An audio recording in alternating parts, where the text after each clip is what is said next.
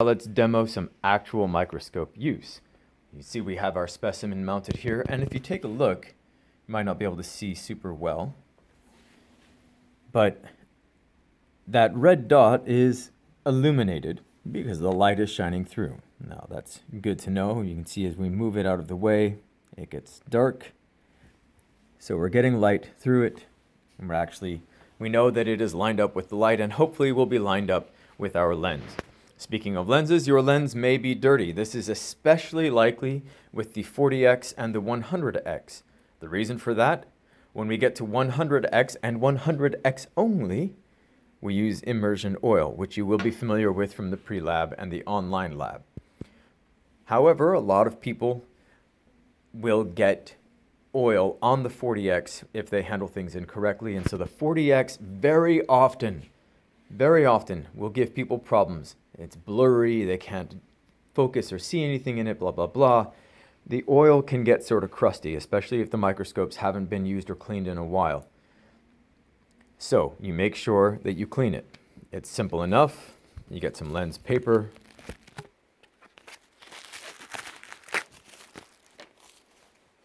You get some lens cleaning solution. This is basically just Windex. Okay?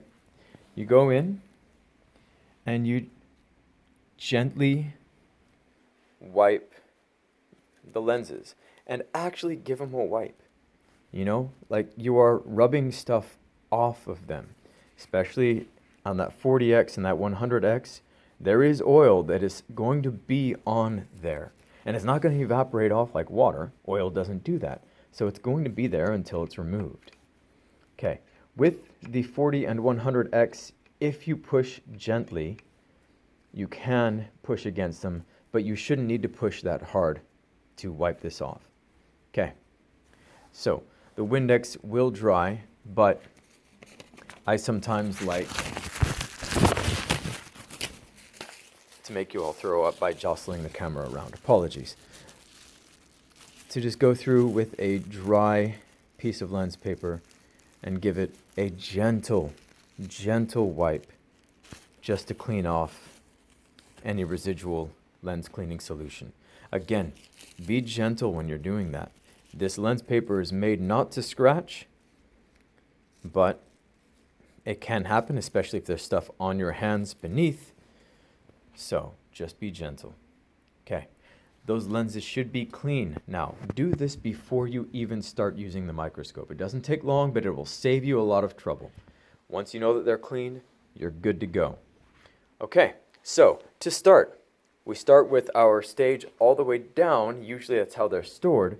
But when we're on 4x, the focal length for all of them is going to be higher than lower. The reason it goes this low is just that it's easier to get stuff on and off the stage without the objectives in the way. But the focal length is going to be toward the top. So you start at the top and you move downward. You look through the objective, and that's not really going to work with the camera here the way that it is. And that's very bright anyway. But you can actually see, if I'm able to hold it still, you can see that there is our starfish larva. Looks sort of like a mutant maple leaf. Okay, so this is not going to work well.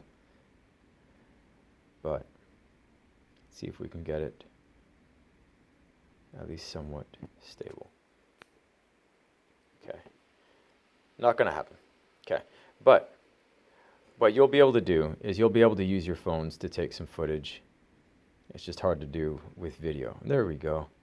We can see that it is starting to come into focus as I am slowly adjusting the focus. And you can see if I were to keep going, it goes out of focus again because I've taken it too low and out of the focal length. I bring it back, and boom, beautiful. Okay, I can do fine focus if I want. It's sort of tough, especially with larger structures like this, to see when, if the fine focus is making much difference. Now, as you can see, this is a bit bright. We can turn down the light a little if we need to. Okay, we can also just stop moving this around. So we bring it into a good focus at 4x. Once we have it nicely focused, we can go to 10x. And at 10x, you'll notice, well, wow, we are more magnified. That's because, well, basically we've changed the power of the lens. It's capturing more detail of a smaller area. Okay, so the field of view is smaller. And we can get it up here, and you can see now we're starting to see some individual structures and cells, or not, at least structures, not cells yet at this point. And we move the fine focus, and we see that we are, again, coming in and out of focus with that. Okay.